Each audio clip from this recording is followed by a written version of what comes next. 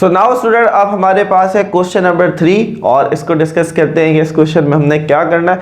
बच्चों बिल्कुल सिमिलर काम है, बस थोड़ा सा यहाँ पर स्टेप्स हमारे पास एक दो ज़्यादा होंगे और कुछ हमारे पास अंडर रूट के अंदर वैल्यूज़ है, तो थोड़ा सा कॉन्सेप्ट है उसको समझते हैं। आइए शुरू करते हैं बच्चों।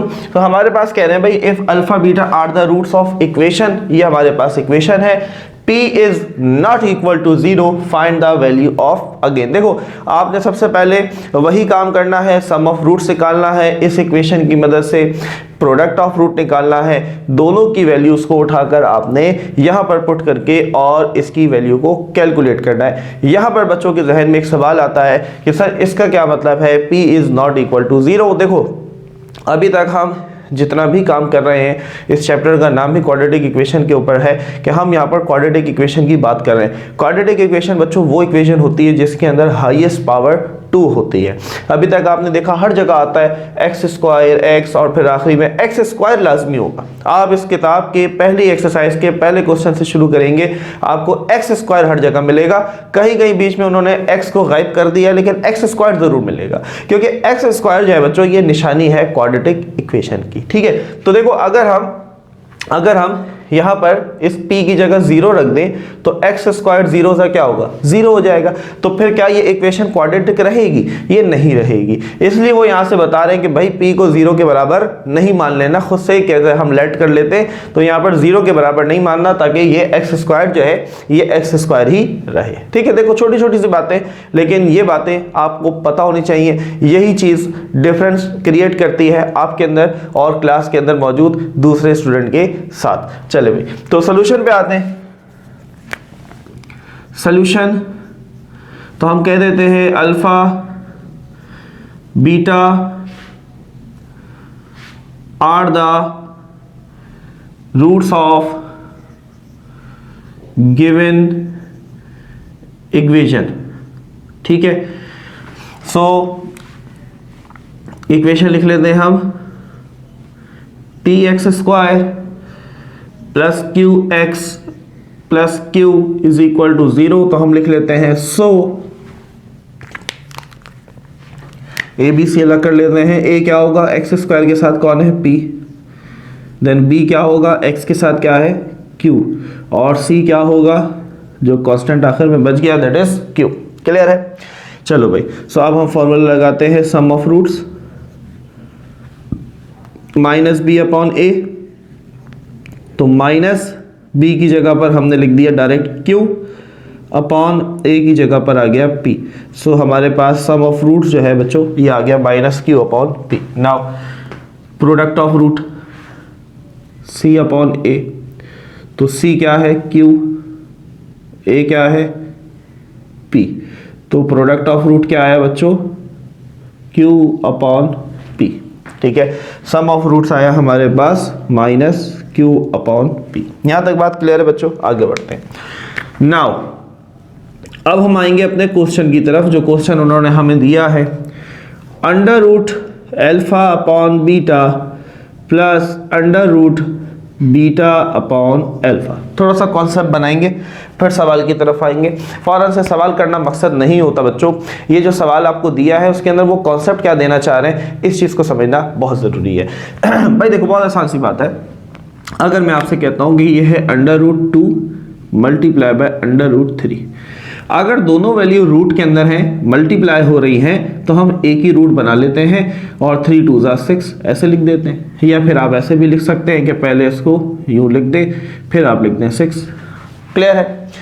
इसी तरीके से बच्चों अगर लिखा हुआ है under root 5 upon under root 5, अगर दोनों के ऊपर रूट लगा हुआ है, न्यूमरेटर के ऊपर भी डिनोमिनेटर के ऊपर भी, तो आप ऐसा भी कर सकते हैं कि एक ही रूट बनाकर दोनों को एक ही साथ लिख दें, ऐसा। ठीक है, लेकिन शर्त क्या है, शर्त यह है कि दोनों के ऊपर रूट होना चाहिए, दोनों के ऊपर रूट होना चाहिए। तो आप उसको एक रूट में कन्वर्ट करके मल्टीप्लाई कर दें या फिर डिवाइड कर दें। ये रूल फॉलो होता है सिर्फ और सिर्फ मल्टीप्लिकेशन और डिवीजन में, ये चीज़ याद रखनी है। ठीक है, अब मैंने यहाँ कुछ करना नहीं है, मैंने बेसिकली क्या करना है, देखो अल्फा अपॉन बीटा ये एक रूट के अंदर दिया हुआ है, जैसे ये दिया हुआ है। ठीक है, मैं इसको ऐसे तोड़ कर लिखूंगा, यानी कि अल्फा का रूट अलग कर दूंगा, बीटा का अलग कर दूंगा। बात समझ में आ रही? यहां हम कुछ काम उल्टा कर रहे हैं। देखो कॉन्सेप्ट देने से मुझे ऐसा लगता है कि आपको ये चीज़ हमेशा याद रहती है। मैं अगर डायरेक्ट ये चीज़ करूंगा तो फिर हो सकता है कि आपको कहीं ना कहीं ये चीज़ लैक हो, कॉन्सेप्ट जो है आप मिस करें कि सर ये समझ में नहीं आया कि सर ये आपने कैसे किया। तो मैंने इसलिए पहले आपको एग्जाम्पल दे के समझाता हूँ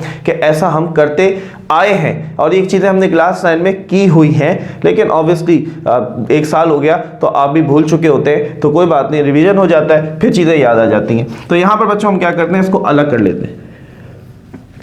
अल्फा का रूट अलग कर लिया, बीटा का रूट अलग कर लिया, यही काम यहाँ पर करते हैं। बीटा का रूट अलग कर लिया, अल्फा का रूट अलग कर लिया। अब देखो, एक फ्रैक्शन, दो फ्रैक्शन, दरमियान में प्लस है, एलसीएम लेंगे। एलसीएम में क्या होता है, डिनोमिनेटर मल्टीप्लाई हो जाएंगे, ठीक है। अल्फा और बीटा आपस में, अब देखो दोनों रूट के अंदर है ना, चलो पहले मैं इनको अलग लिख लेता हूँ ताकि आपको समझ में आए, और हम बच्चों क्रॉस मल्टीप्लाई करवा देते हैं, ठीक है। तो अंडर रूट अल्फा और अंडर रूट अल्फा क्या होगा बच्चों, अंडर रूट अल्फा का स्क्वायर, क्लियर है।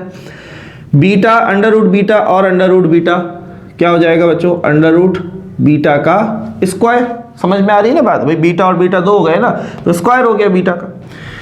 स्क्वायर से रूट मर गया, अल्फा बाहर, स्क्वायर से रूट मर गया, बीटा बाहर। अब ये दोनों मल्टीप्लाई हो रहे हैं, अभी बताया था दोनों मल्टीप्लाई हो रहे हैं, तो एक ही रूट बनाकर मल्टीप्लाई कर देते हैं, अल्फा बीटा। यहां तक बात क्लियर है? क्लियर है, आगे बढ़े। Now put the values put करते हैं भाई। अल्फा प्लस बीटा की बच्चों हमने क्या वैल्यू कैलकुलेट की थी, alpha plus beta is equal to minus q upon p. जरा देख रहा है, माइनस क्यू अपॉन पी। मैं जरा इसको ऐसे लिख रहा हूँ, ठीक है। माइनस थोड़ा सा मैंने खींच के बाहर कर दिया, जब मल्टीप्लाई करूंगा वापस माइनस क्यू अपॉन पी आएगा, मैंने बस थोड़ा सा खींच के कर दिया। यहाँ आते हैं, अल्फा बीटा बच्चों क्या आया था मेरे पास, क्यू अपॉन पी, ठीक है, कुछ इस तरीके से, और इस पे लगा हुआ है अंडर रूट। यहाँ तक बात समझ में आ रही है? बिल्कुल एक एक स्टेप को रिदम में लेके चल रहे हैं। मज़ा आना चाहिए यार, फील आना चाहिए, टेंशन में बैठ के नहीं पढ़ा करो, ठीक है। ज़्यादातर बच्चों, सर कल एग्ज़ाम है, सर आज ही करवा, अरे भाई तुम्हें क्या आज एकदम से पता चला था कि कल एग्ज़ाम है?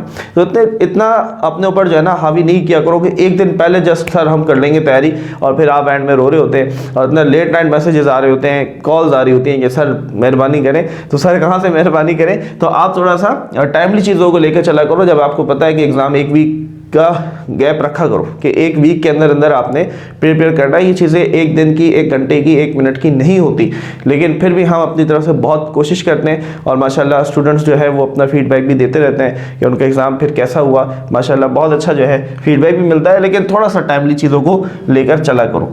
अच्छा भाई, अब बच्चों उसको देखते हैं, ये है माइनस क्यू अपॉन पी, ठीक है। दोबारा क्लास 9 में तुम्हें लेके जाते हैं। इस रूट को अगर बच्चों मैं हटा दूं तो क्या मैं ऐसे लिख सकता हूँ 1/2? बोलो भाई, हर बच्चा इसमें हामी भरेगा, यस सर हम लिख सकते हैं, हमने क्लास 9 में ये चीज़ पढ़ी है कि अंडर रूट यहाँ कुछ नहीं होता तो 2 होता है। जब भी हम रूट खत्म करते हैं, जो इंडेक्स होता है वो 1/, की शक्ल में आ जाता है। दीज आर माई वर्ड्स, ये मेरे अल्फाज 1 साल पहले जब हमने क्लास 9 में किया था, तो ये 1/2 आ गया, ठीक है। चलो अब देखो, यहाँ कुछ नहीं है तो इसकी पावर 1 है। सर आप लेके जा रहे क्लास 9 में, अगर मैं आपसे कहूँ a की पावर 6, a की पावर 2, ये क्या परिंदा बन गया 2, तो आप क्या करेंगे? सर याद आया, जब बेस सेम हो, डिवाइड की शक्ल में हो, तो पावर ऊपर जाकर माइनस हो जाती है। तो सर हम ऐसा कर देते थे, 6 में से 2 गए 4। अब कुछ याद आया, यही काम हम कुछ यहाँ पर करने वाले हैं, ठीक है। देखो एग्जाम्पल देता हूँ पहले ताकि आपका कॉन्सेप्ट बने, उसके बाद हम वो स्टेप करें जो हमने करना है। लेकिन मज़ा तो आए ना यार, तुम्हें अगर पता नहीं चलेगा, सीखोगे नहीं, तो फिर डायरेक्ट स्टेप करने का कोई फायदा नहीं है। आप देखो क्यू अपॉन पी, ये एक बेस मान लो उसको, ठीक है, इसकी पावर है 1। क्यू अपॉन पी एक और बेस है, इसकी पावर है 1/2। बेस सेम है। देखो मैंने माइनस इसलिए बाहर लिखा हुआ है, अगर ये माइनस इसके साथ लिख दूंगा फिर बेस बदल जाएगी, ठीक है। तो मैंने माइनस खींच के बाहर कर दिया ताकि ये दोनों एक जैसे हो जाए। तो ये 1/2 पर जाके माइनस हो जाएगा, तो हम लिख सकते हैं Q अपॉन P, इसकी पावर 1 पहले से है, ये 1/2 ऊपर जाकर माइनस का 1/2।